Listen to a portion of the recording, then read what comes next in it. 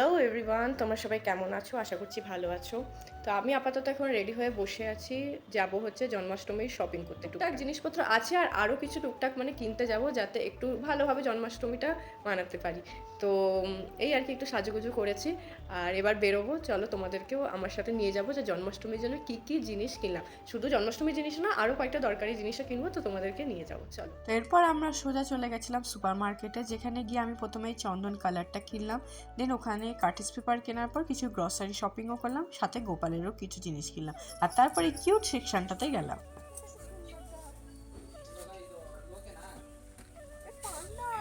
ছোট পান্ডা দেখ, এটা নিবি কিনা? এত ঘুরে ঘুরে শপিং করার পর আমাদের ভীষণ জোর খিদে পেয়ে গেছিলো, তাই আমরা বাইরেই বসে একটা ভেজ পিৎজা কিনে নিয়েছি। গেছি বাড়ি আর এই সব জিনিসগুলো আমি কিনেছি। চলো তোমাদেরকে একটা একটা খুলে দেখাই যে কি কি কিনেছি। প্রথমে দেখাই, এইগুলো হচ্ছে ওই ঠাকুর বসবে যেটা যেরকম আসন ওরকম টাইপের, কি সুন্দর না? দুটো এরকম গোল আর এরকম একটা চৌকো, এত ভালো এত হার্ডি, কি বলবো। ঘন্টা, এই দুটো শুধু হ্যাঙ্গিং করার মতো, এরকম ভাবে ভেতরে মোমবাতি মতো রেখে এরকম রেখে দুটো প্রদীপ এরকম, সেটা ধরো টেবিল পেতে তার উপরে এটা পাততে পারবে। আর হলো গোপুর থালা, কি সুন্দর না? দেখো কৌটুকু গ্লাস, কৌটুকু বাটি, থালা, একটা চামচ।